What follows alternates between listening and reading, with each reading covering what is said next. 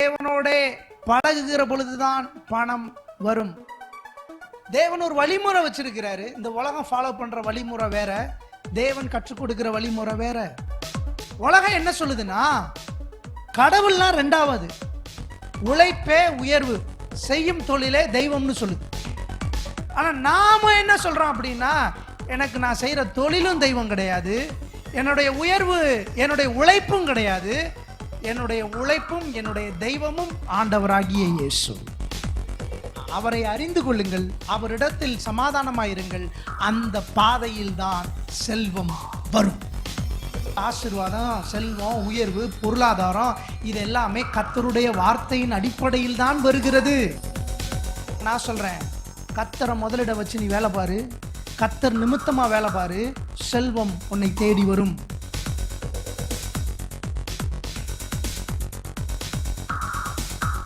அல்லேலூயா. கர்த்தர் நல்லவர். எத்தனை பேர் ஆமென் சொல்றீங்க? கர்த்தருடைய வார்த்தை திருப்போம்.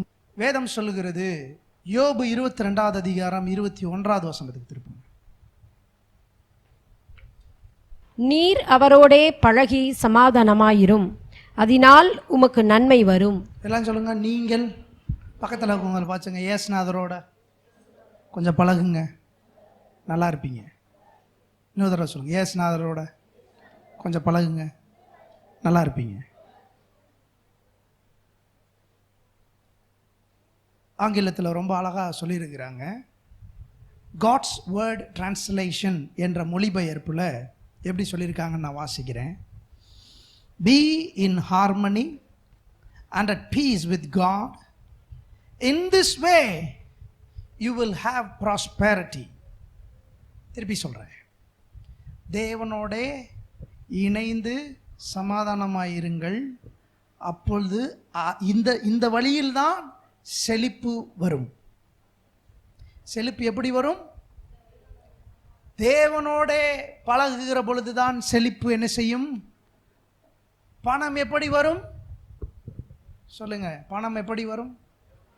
தேவனோட பழகுகிற பொழுதுதான் பணம் வரும். தேவன் ஒரு வழிமுறை வச்சிருக்கிறாரு. இந்த உலகம் ஃபாலோ பண்ற வழிமுறை வேற, தேவன் கற்றுக் கொடுக்கிற வழிமுறை வேற. நல்லா கவனிங்க, உங்கள் ஆள் மனதில் ஆழமாக இருத்திக்கங்க. நம்ம கற்றுக் கொடுக்கிறது எப்படி சீக்கிரமாக பணக்காரன் ஆகலாம்ன்றத இல்லை. பணத்தை பற்றி நம்ம கற்றுக் கொடுக்கல. நம்ம எதை பேசுகிறோம் அப்படின்னா, தேவனுக்கு முதலிடம் கொடுப்பதின் மூலமாக செல்வத்தை எப்படி சுதந்தரிப்பது என்பதை போதித்து கொண்டிருக்கிறோம்.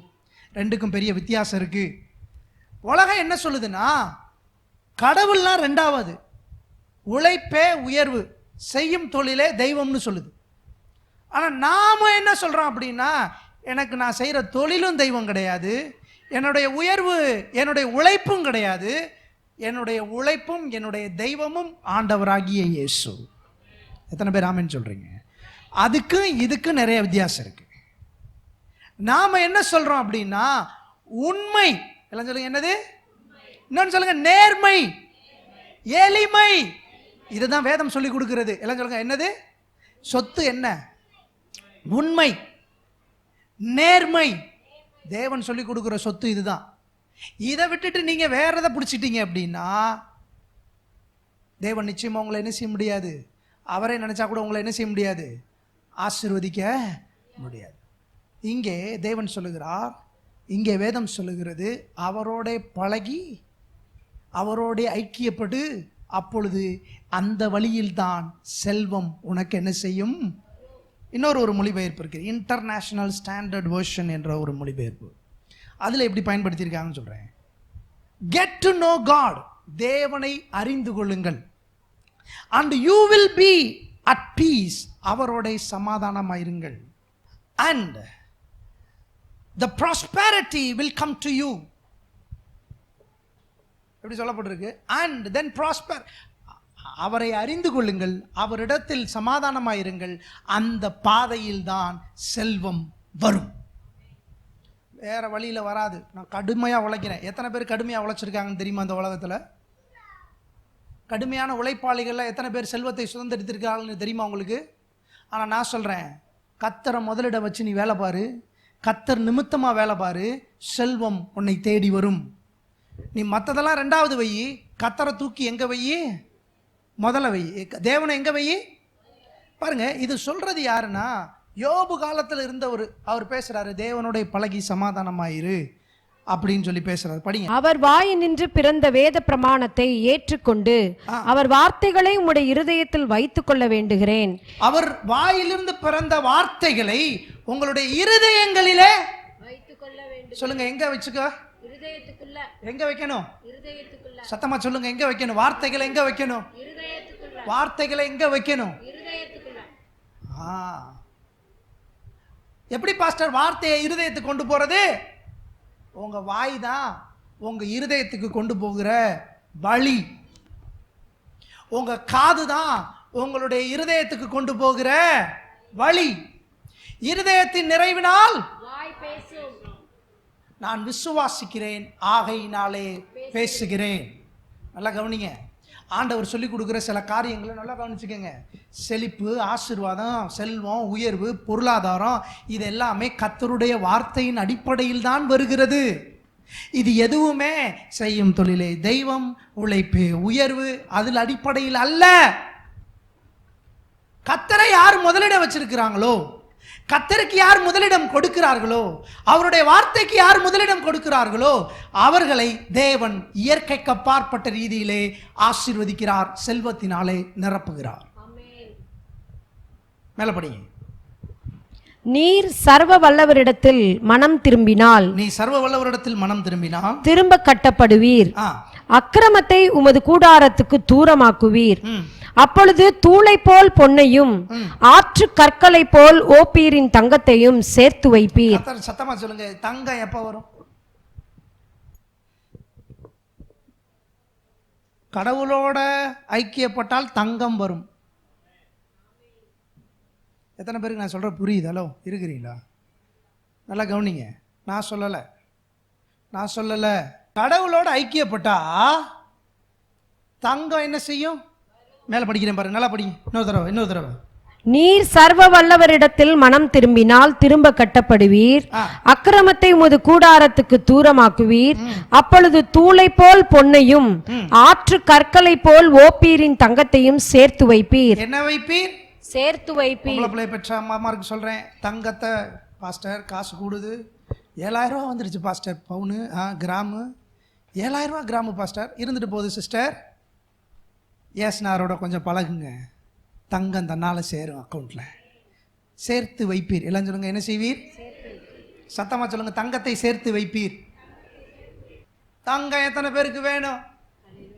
நான் சொல்றேன், உனக்கு கர்த்தர் தங்கத்தை தருவார்னு வேதத்தில் போட்டிருக்கு. வேற எந்த மனுஷனும் நீ கணவன்கிட்ட போய் கேட்க வேண்டிய அவசியம் இல்லை, நீ வேற யார்ட்டையும் கேட்கணும்னு அவசியம் இல்லை. கர்த்தர் சொல்றாரு, நான் தங்கத்தை உனக்கு தருவேன், நீ பொன்னை சேர்த்து வைப்பாய். அது எப்படி சேர்த்து வைப்பியா? தங்கத்தை ஆற்று கற்களை போல. ஹலோ, அன்இமேஜினபிள் வேர்ட்ஸ், சிந்திக்க முடியாத அளவுக்கு கர்த்தர் சொல்றாரு, தங்கத்தை எப்படி சேர்த்து வைப்ப? ஆற்று கற்களை போல். சத்தமா சொல்லுங்க, ஆற்று கற்களை போல். அவ்வளவா பாஸ்டர் நடக்கும்? நடத்தி காட்டி இருக்கிறாரு. ஆட்டுக்கு பின்னாடி ஆட்டு புழுக்கைய தேடிக்கு திரிஞ்ச மனுஷனை தங்கத்துக்கு மேல தேவன் உட்கார வச்சாரு.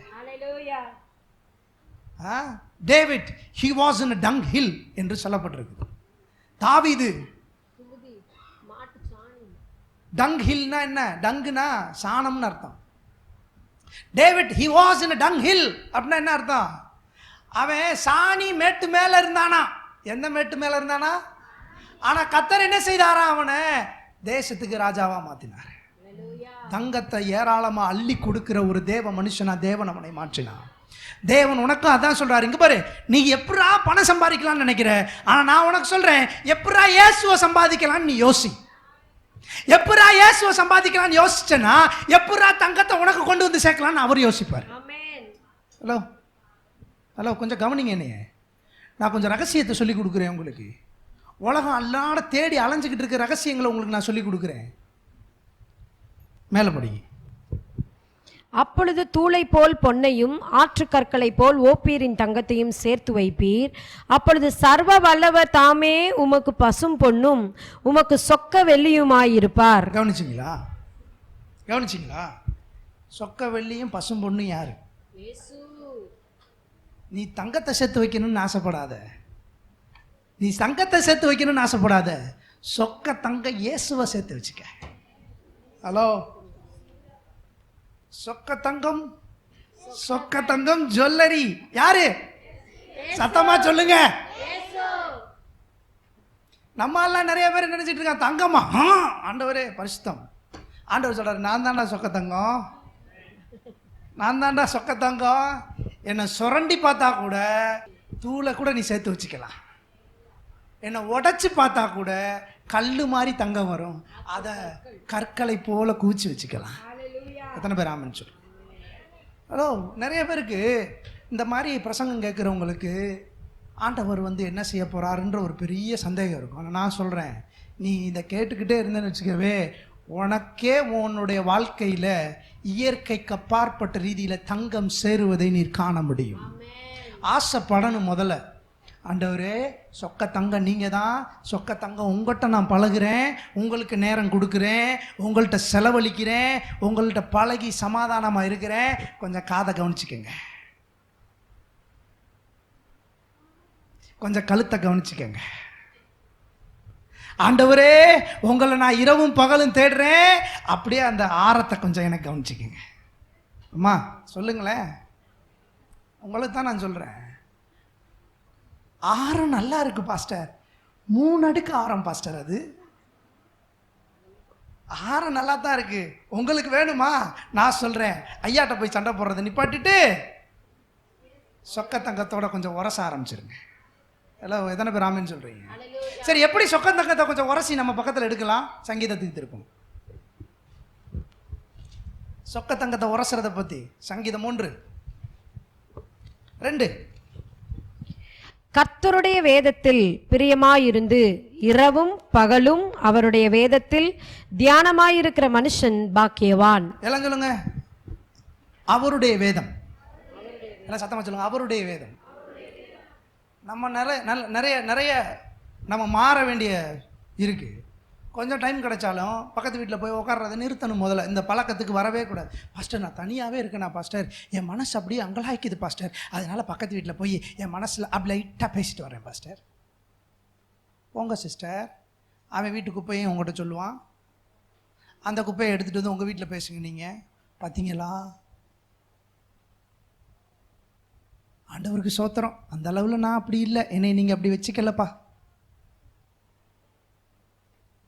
இந்த குப்பையை கவனிங்க, பக்கத்து வீடு திறந்துருக்குன்னு சொல்லி போயிடக்கூடாது. தேவப்பிள்ளைய கவனி, நல்லா கவனி, நான் சொல்லித்தரேன். இந்த குப்பையெல்லாம் உனக்கு தேவையில்லாத விஷயம். நான் உனக்கு நான் எச்சரிக்கையாகவே சொல்கிறேன். நீ நல்லா இருக்கணும்னு நினச்ச அப்படின்னா அடுத்த வீட்டு வாசலை மிதிக்காமல் இருக்கிறதா உனக்கு சேவல். உன் வீட்டுக்குள்ளே உட்காரு, இரவும் பகலும் கர்த்தருடைய வார்த்தையில் பிரியமாய் இருந்து தியானமாய் இருக்கிற மனுஷன் பாக்கியவான், அவன் செய்வது எல்லாம் வாய்க்கும். எத்தனை பேர் ஆமென் சொல்கிறீங்க? எத்தனை பேருக்கு நான் செய்கிறதெல்லாம் வாய்க்கணும்? எத்தனை பேருக்கு நான் செய்கிறதெல்லாம் வாய்க்கணும்? உன் பிள்ளைங்க நல்லா இருக்கணுமா இல்லையா? பிள்ளைகளுடைய எதிர்காலம் சிறப்பாக இருக்கணுமா இல்லையா? அப்படி விரும்புகிற தாயா தகப்பனா நீ இருப்பேன்னு சொன்னா நேரத்தை வேதத்தில் செலவழிப்ப. நேரத்தை சத்தமா சொல்லுங்க, வேதத்துல. எல்லாம் சொல்லுங்க, வேதம். இந்த வேதத்துல பிரியமாயிருந்து தியானமாய் இருக்கிற மனுஷன் பாக்கியவான், அவன் செய்வது வாய்க்கும்.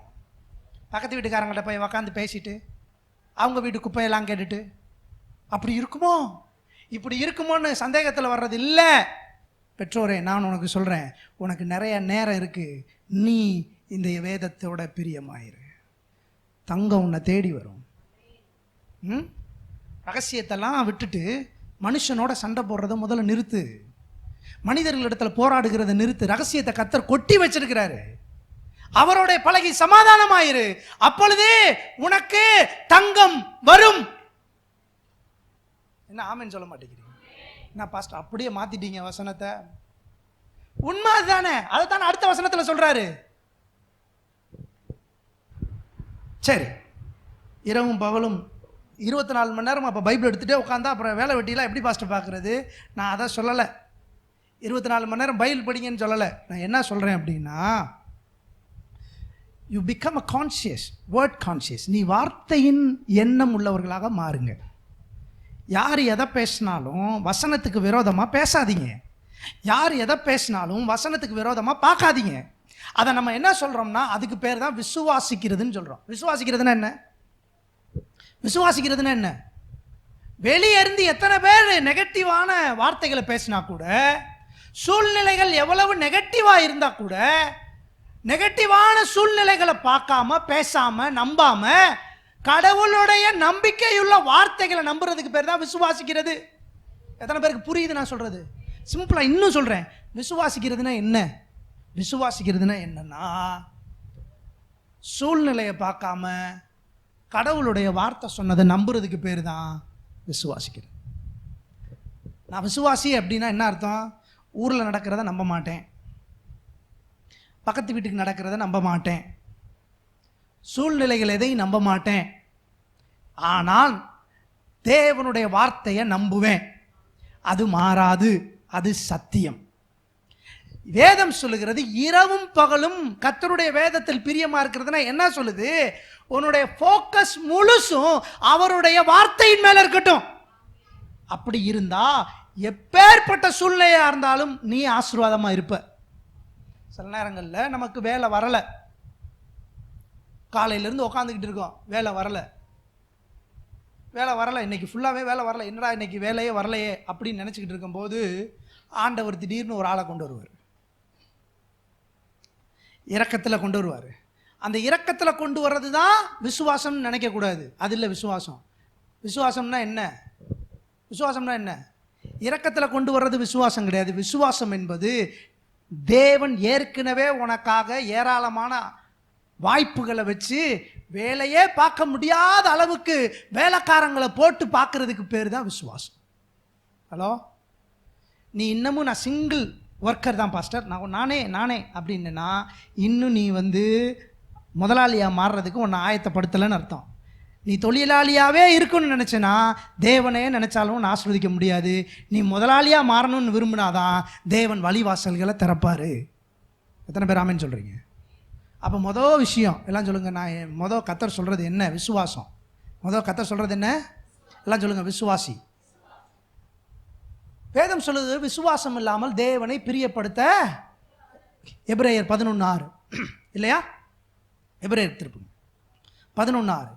விசுவாசம் இல்லாமல் தேவனை பிரியப்படுத்த. அப்போ கடவுளை பிரியப்படுத்தணும் அப்படின்னா விசுவாசம் ரொம்ப முக்கியம். ரோமர் 10 சொல்லுது விசுவாசம் கேள்வினாலே வரும், கேள்வி தேவனுடைய. அப்போ வார்த்தை ரொம்ப முக்கியம். வார்த்தை சொல்றத நம்புறது தான் விசுவாசம். எத்தனை பேருக்கு சொல்றது புரியுது? நல்லா கவனிங்க. விசுவாசம்ன்றது இது ஒரு நேரம் வர்றது இல்லை, இது டெய்லி பேசிஸ், இரவும் பகலும் 365 நாளும் சும்மா வந்துடாது. இயற்கைக்கு அப்பாற்பட்ட ரீதியில் ஒன்று ஆசீர்வதிக்கிறதுக்கு தேவன் ஊரில் இருக்கிறவனா எழுப்பணும்னு அவசியம் கிடையாது. உனக்குள்ளே இருக்கிற அறிவை எழுப்பினாலே போதும். அதான் நான் ஜெபம் பண்ணுறேன். வெளிச்சம். எனக்குள்ளே என்ன கிஃப்ட் இருக்குது அதையே நான் பணமாக மாற்றுறேன். எனக்குள்ளே என்ன அறிவு இருக்குது அதையே நான் பணமாக மாற்றுறேன். உனக்கு சம்பளம் கொடுக்குறாங்கல்ல ஒருத்தவங்க, அது எதுக்கு கொடுக்குறாங்க? கொஞ்சம் யோசிச்சிங்க. உங்களுக்குள்ளே இருக்கிற அறிவுக்கு தான் சம்பளம். உங்கள்கிட்ட பெரிய பாடி இருக்குன்றதுக்காக இல்லை, உங்கள்கிட்ட இருக்கிற அறிவுக்கு தான் சம்பளம். அதை தான் கர்த்தரும் சொல்கிறாரு, அதை மட்டும் செய்யாத, உன்னோட அறிவை இன்னும் கொஞ்சம் பயன்படுத்தி பொருளை பெருக்கு. இது முழுக்க எதன் அடிப்படையில் இருக்குது? விசுவாசத்தை அடிப்படையாக கொண்டது, வார்த்தையை அடிப்படையாக கொண்டது. விசுவாசம் என்பது சூழ்நிலையை பார்க்காது, கடவுளுடைய வார்த்தையை முழுக்க நம்பும். கர்த்தர் சொன்னால் நிச்சயமா வீடு கட்டுறதுக்கு வழியே கிடையாது, ஆனால் கர்த்தர் சொல்கிறாரு வீடு கட்டுவ. கோயில் கட்டுறதுக்கு வழியே கிடையாது, ஆனால் கோயிலை கட்டுவ. எத்தனை பேர் ஆமென் சொல்கிறீங்க? கார் வாங்குறதுக்கு வழியே கிடையாது, காரை வாங்குவ. 10 பவுன் நகையா 10 பவுனை வாங்குவ. ஹலோ, எத்தனை பேர் ஆமென் சொல்கிறீங்க? ஆமாம் மாதிரிலாம் கொஞ்சம் கையை தட்டுங்களேன், கொஞ்சம் கையை தட்டுங்க. ஆண்டவர் தருவாருன்னு நான் சொல்கிறேன். நீ ஆமேன்னு சொல்லலை, அல்லேலூயா சொல்லலை, கையை தட்டலை அப்படின்னா உனக்குள்ள ஒரு பெரிய சோர்வு இருக்குது. ஆண்டவர் எனக்கெல்லாம் செய்வாரா பாஸ்டர் அப்படின்னு. ஆனால் நான் செய்வாருன்றவங்க நல்லா கையை தட்டுவாங்க, நல்லா அல்லேலூயா சொல்லுவாங்க, நல்லா ஆமேன். எத்தனை பேர் ஆமென் சொல்றீங்க? வீடு கட்டுவீங்களா? நல்ல வீடு கட்டுவீங்களா? பெரிய வீடு கட்டுவீங்களா? கட்டுவீங்களா மாட்டீங்களா? ஏங்க நான் கட்டல, அவர் கட்டுறாரு. ஆமென் சொல்றதுல என்ன பிரச்சனை?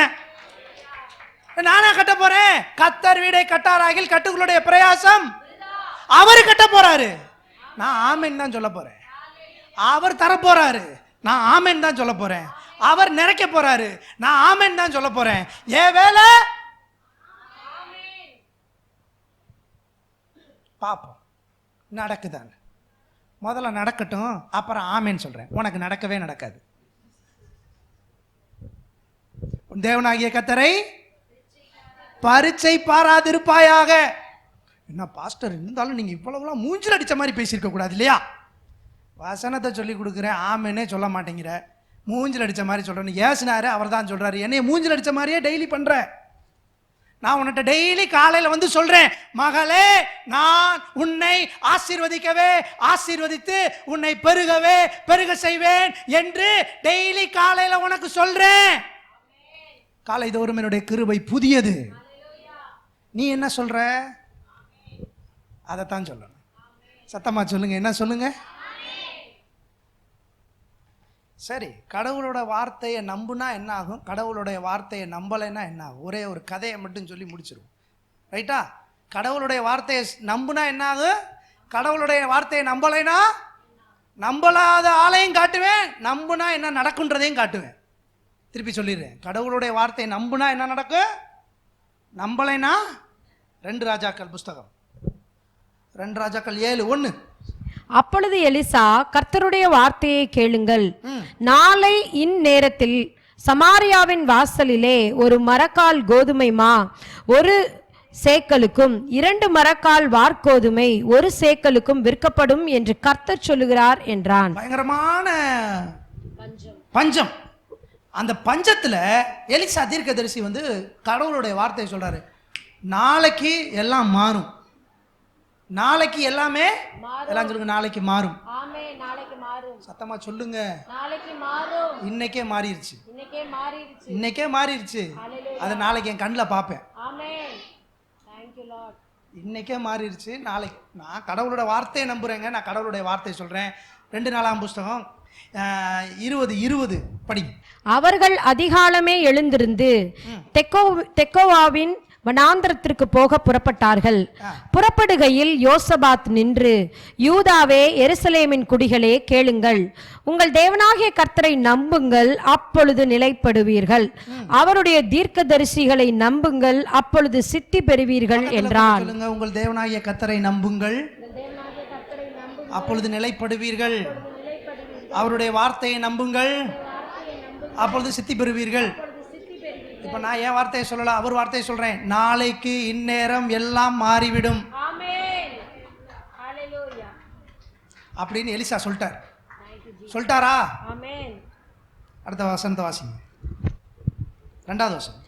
அப்பொழுது ராஜாவுக்கு கைலாகு கொடுக்கிற பிரதானி ஒருவன், ராஜாவுக்கு கைலாகு கொடுக்கிறவர்னா ராஜாவுக்கு வந்து சீட்டு ஆயத்தப்படுத்தி சீட்டுக்கு பக்கத்தில் உட்கார வைக்கிறவர், ராஜா கைலாக கொடுக்கிறவர். மேல படி. பிரதானி ஒருவன் தேவனுடைய மனுஷனுக்கு பிரதியுத்தரமாக, இதோ கர்த்தர் வானத்திலே மதகுகளை உண்டாக்கினாலும் இப்படி நடக்குமா என்றான். பாருங்க, கடவுளோட வார்த்தை சொல்லுது நாளைக்கு இந்நேரம் எல்லாம் நடக்கும்னு. ஆனா இங்க ஒருத்தன் சொல்றேன், கடவுள் வானத்தையே திறந்தாலும் நடக்காதுன்றான். நீங்க யாரா இருக்க விரும்புறீங்க? கடவுளுடைய வார்த்தை சொல்லுது நாளைக்கு இந்நேரம் நடக்கும்னு. வார்த்தையை நம்பாத மனுஷன் சொல்றான் கடவுள் வானத்தை திறந்தா கூட நடக்காதுன்னு. நீங்க யாரா இருக்க விரும்புறீங்க? நீங்க யாரா இருக்க? பின்னாடி இருக்கவங்க சொல்லுங்க, நீங்க யாரா இருக்க விரும்புறீங்க? வார்த்தையை நம்புற மனுஷனா இருக்க ஆரம்பிங்க. நான் சொல்றேன், சூழ்நிலையை பார்க்காத, உனக்கு வரத்துக்கள் எல்லாத்தையும் அடைச்சு பிசாசு உன்னை நிர்கதியா நிப்பாட்டி வச்சிருக்கலாம். ஆனா கர்த்தருடைய வார்த்தை சொல்லுது நாளைக்கு எல்லாத்தையும் நான் மாத்த போறேன், நாளைக்கு நான் மாத்த போறேன். உன்னுடைய அந்த வறட்சி மாறப்போகிறது, உன்னுடைய வறட்சியை நான் மாத்த போறேன். எத்தனை பேர் ஆமென் சொல்றீங்க? அங்க ஒருத்தர் இருக்கிறான், ராஜா கூட இருக்கிறவன், 24 மணி நேரம் நல்லா சாப்பிட்டு நல்லா பெருத்து போயிருக்கான். அவன் சொல்றான் கடவுள் வானத்தை திறந்தா கூட இதுல நடக்காதுங்க அப்படின்றான். நடந்த விஷயத்தை பார்க்கலாமா? 10வது வசனத்திலிருந்து வாசிங்க.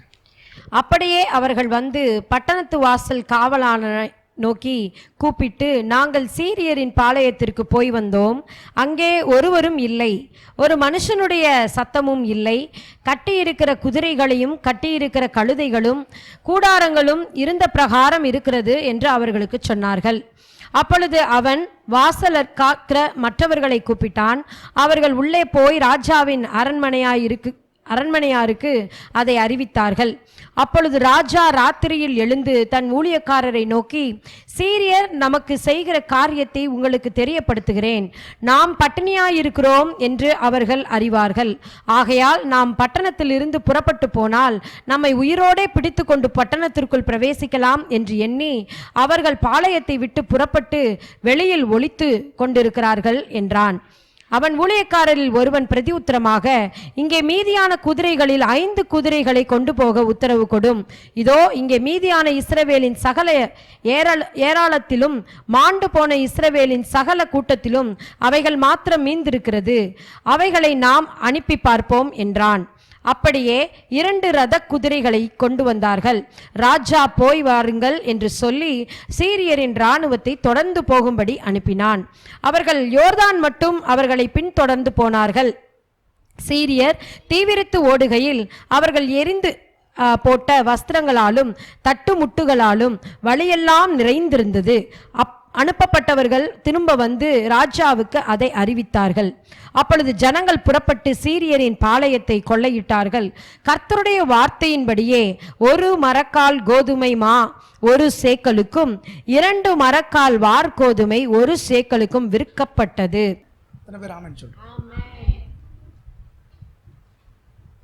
சீரியரின் பாளையத்தை தேவன் பார்த்துக்கிட்டாரு. ஒருத்தன் உயிரோட இல்லை, எல்லாரும் ஓடி போயிட்டான். எல்லாத்தையும் போட்டுட்டு ஓடி போயிட்டான்.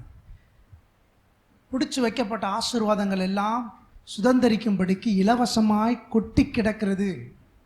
சும்மா கிடக்கு. கர்த்தர் விரட்டிட்டார். இப்போ ஆசீர்வாதம் சும்மா கிடக்கு. இப்போ யார் போய் எடுக்கிறான்றதுதான் விஷயம். யார் கர்த்தருடைய வார்த்தையை நம்பினாங்களோ அவங்களாம் போய் அதை சுதந்திரித்து கொண்டார்கள். ஆனால் நம்பாமல் இருந்தான் பார்த்தீங்களா ஒருத்தன், அவனுக்கு என்ன நடந்துச்சுன்னு பாருங்க. 17. ராஜா தனக்கு கைலாக கொடுக்கிற அந்த பிரதானியை ஒளிமுக வாசலில் விசாரிப்பாயிருக்க கட்டளையிட்டு இருந்தான். ஒளிமுக வாசலிலே ஜனங்கள் அவனை நெருங்கி மிதித்ததினாலே ராஜா தேவனுடைய மனுஷனிடத்தில் வந்தபோது சொல்லியிருந்தபடியே அவன் செத்து போனான். வசனத்தை நம்புனா சித்தி பெறுவோம். வசனத்தை நம்பவில்லை என்றால் சத்தமா சொல்லுங்க, சத்தமா சொல்லுங்க. என்ன பாஸ்டர் இப்படி சொல்லிட்டீங்க? அப்படி தான் சொல்லுவேன், வேற எப்படி சொல்லணும்? இதுக்கு மேலே வேற எப்படி சொல்ல முடியும்? சிஸ்டர், கர்த்தர் உங்களை ஆசீர்வதிக்க விரும்புகிறார் சிஸ்டர், ஆண்டவர்கிட்ட வாங்க சிஸ்டர், அப்படியே சொல்ல முடியும்? நம்புனா நல்லா இருப்ப, நம்பலைன்னா உன் தலையெழுதி, அவ்வளோதான். நான் என்ன செய்ய? கவனிங்க, கர்த்தர் சொல்றாரு, கர்த்தருடைய வார்த்தையை நம்ப, அப்பொழுது சித்தி பெறுவாய். இரவும் பகலும் கர்த்தருடைய வேதத்தில் பிரியமாயிருந்து தியானிக்கிற மனுஷன் பாக்கியவான். அவருடைய வார்த்தையை நம்புகிறவன் பாக்கியவான், விசுவாசிக்கிறவன் பாக்கியவான். சூழ்நிலைகளை பார்க்காமல் கர்த்தருடைய வார்த்தை சொல்லுகிறதை அப்படியே ஏற்றுக்கொள்ளுகிறவன் பாக்கியவான். அவன் சித்தி பெறுவான். நீங்க எப்படி? நீங்க யாரா இருக்க போறீங்க? சந்தேகப்படுற ஆளா இருக்க போறீங்களா? அவன் செத்துட்டான்னு போட்டிருக்கு. வேதம் சொல்லுகிறது, பேதைகள் நெடுக போய் தண்டிக்கப்படுகிறார்கள். ஆவிக்குரிய வாழ்க்கையில் முட்டாளாக இருந்தோம் அப்படின்னா நீங்கள் நல்லவங்களாக இருக்கலாம், ஆனால் முட்டாளாக இருந்தால் கண்டிப்பாக பிசாசு நம்மளை ஜெயிச்சிருவான். பரிசுத்தவான்களாக இருக்கலாம், ஆனால் அறிவில்லை என்றால் பிசாசு நம்மை ஜெயித்து விடுவான். பரிசுத்தத்துக்கும் அறிவுக்கும் சம்பந்தமே கிடையாது. பரிசுத்தம் வேற, அறிவு வேற. நம்ம சொல்கிற பரிசுத்தம்லாம் என்ன தெரியுமா? தப்பு பண்ணாது, தீமை செய்யாது, ஒழுக்கமாக வாழ்கிறது தான் நம்ம பரிசுத்தம் சொல்கிறோம். ஆனால் வேதம் என்ன பரிசுத்தம் சொல்லுது தெரியுமா? என் வார்த்தைக்கு நடுங்குகிறவனை தான் வேதம் சொல்லுகிறது பரிசுத்தவான் என்று. மனசில் ஆழமாக இருத்திக்குங்க. திரும்ப திரும்ப நான் சொல்கிறேன், யாருக்கு பணத்தை தேவன் கொட்டி கொடுக்க விரும்புகிறார் என்பதை மனதில் ஆழமாக நியமித்து கொள்ளுங்கள். யார் அவரோட பழகி சமாதானமாக இருக்கிறார்களோ அவர்களுக்கு தான். யார் சூழ்நிலை மாறப்போகிறது, யார் அவரோட பழகி சமாதானமாய் இருக்கிறார்களோ அவர்களுக்கு தான். யாருக்கு செங்கடல் பிளக்க போகிறது, யார் அவரோட பழகி சமாதானமாய் இருக்கிறார்களோ அவர்களுக்கு தான். யாருக்கு எரிகோ உடைய போகிறது, யார் அவரோட பழகி சமாதானமாய் இருக்கிறார்களோ அவர்களுக்கு தான்.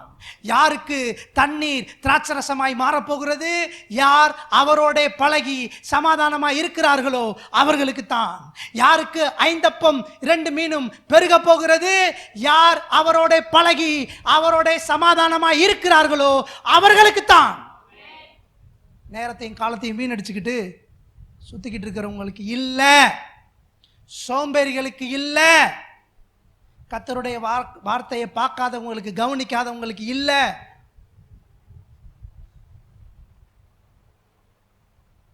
உங்களை நீங்களே கர்த்தருக்கு ஒப்பு கொடுங்க.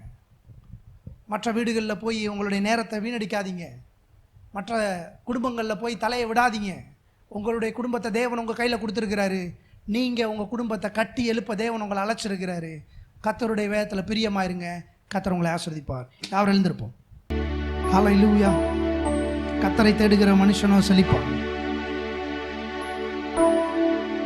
அவருடைய பழகி சமாதானமாக இருக்க நான் விரும்புகிறேன். இந்த வார்த்தைக்கு முதலிடம். எல்லாம் சொல்லுங்க, வார்த்தைக்கு முதலிடம். மற்றவங்களுக்குலாம் 2வது தான். அக்காவாக இருக்கலாம், அம்மாவாக இருக்கலாம், அண்ணனாக இருக்கலாம், தம்பியாக இருக்கலாம், சகோதரனாக இருக்கலாம், சகோதரியாக இருக்கலாம், யாராவது இருக்கலாம். அடுத்துதான் எல்லாம் சொல்லுங்க, கர்த்தர் என் வாழ்க்கையின் தலைவர். எத்தனை பேர் ஆமென் சொல்றீங்க? பலபுதாவினோடு உம்மை துதிக்கிறோம். காலை வேளைக்கு ஆமக்கு ஸ்தோத்திரம். கர்த்தருடைய வார்த்தையை நாங்கள் கனம் பண்ணுவோம். நாங்கள் வார்த்தையை நம்புகிறவங்க, வார்த்தையை அப்படியே ஏற்றுக்கொள்ளுகிறவங்க. நீங்க சொன்ன வார்த்தையை நம்பி எங்களை நம்முடைய கரத்தில் அர்ப்பணிக்கிறோம். நாளைக்கு இந்நேரம் அற்புதம் நடக்கும்னு சொல்லியிருக்கீங்க. எங்கள் கண்கள் அந்த அற்புதத்தை பார்க்கல, அதை சொன்ன உங்களுடைய வார்த்தையை பார்க்குது. நீங்கள் சொன்னால் செய்வீங்க, அது நடக்கும். அந்த சம்பள பணம் வரும், அந்த கஜானா எங்களுக்காக திறக்கும். அந்த கல்லான இருதயத்தை தேவரீ நீ சதையான இருதயமாக மாற்றுவீர். என் பிள்ளைங்க என்ன தொழில் செஞ்சாலும் அந்த தொழிலில் ஒரு முன்னேற்றத்தை நீங்கள் தருவீங்க ஆண்டவரே. அவங்க விசுவாச பிள்ளைங்கப்பா, வார்த்தையை நம்புறவங்க ஆண்டவரே. இயற்கைக்கு அப்பாற்பட்ட ரீதியில ஒவ்வொரு நாளும் அவருடைய கூலியை கூட செய்றீங்க ஆண்டவரே. திங்கக்கிழமை வாங்குறது செவ்வாய்க்கிழமை கண்டிப்பா இருக்காது ஆண்டவரே. செவ்வாய்க்கிழமை வாங்குற கூலி புதன்கிழமை கண்டிப்பா இருக்காது. அது திங்கக்கிழமை காட்டிலும் கூட, அது செவ்வாய்க்கிழமையை காட்டிலும் புதன்கிழமை கூட கூட கூட கூட கூட பிள்ளைகளுக்கு தருகிறீர், நிரப்புகிறீர். கூடையும் மாப்பு செய்கிற தொட்டியையும் ஆசீர்வதிக்கிறீர். அதற்காக உமக்கு நன்றி, அதற்காக உமக்கு நன்றி. தூளை போல தங்கத்தை, ஓப்பியின் தங்கத்தை ஆண்டவரை ஆற்றின் கற்களை போல சேர்த்து வைப்பார்கள் என்று சொல்ல. பிள்ளைங்களாம் சேர்த்து வைக்கட்டும், தங்கத்தை பொண்ணு அப்படி சேர்த்து வைக்கட்டும். அந்த கிருபை, அந்த ஞானத்தை என் பிள்ளைகளுக்கு கொடுங்க. இந்த சபையில் இருக்க ஜனங்களுக்கு கொடுங்க. செல்வந்தர்களாக அவர்கள் மாறுவார்களாக. அவருடைய பழகி சமாதானமாயிரு, அப்பொழுது உனக்கு செல்வம் வரும். வார்த்தை அப்படியே பிள்ளைங்க மனசுல ஆழமா இருக்கட்டும். இயேசுவின் நாமத்தில் பிதாவே ஆசீர்வதிக்கிறேன். ஆசீர்வாதமா இருக்கும்படிக்கு ஜெபிக்கிறேன். என் பிள்ளைகள் கர்த்தராலே போதிக்கப்பட்டிருப்பாருடைய சமாதானம் பெரிதாக இருக்கும். அப்படியே பலிக்கட்டும். நாமத்தை மகிமைப்படுத்துவீராக. உடைய ராஜ்யத்தை இந்த சபையில கட்டுவீராக. இயேசுவின் நாமத்தில் பிதாவே ஆமென். கர்த்தர் உன்னை ஆசீர்வதித்து உன்னை காக்க கடவர். கர்த்தர் தம்முடைய முகத்தை உனக்கு பிரகாசிக்க பண்ணி உங்களை கிருபையா இருக்க கடவர். கர்த்தர் தம்முடைய முகத்தை உனக்கு பிரசன்னமாக்கி உனக்கு சமாதானம் கட்டளையிட கடவர். நம்முடைய கர்த்தராகிய இயேசு கிறிஸ்துவினுடைய கிருபையும் பிதாவாகிய தேவனுடைய அன்பும் பரிசுத்த ஆவியானவருடைய அந்யோன்ய ஐக்கியம் நம் அனைவரோடு மீண்டும் மீண்டும் சதா காலங்கள் இருப்பதாக. ஆமென்.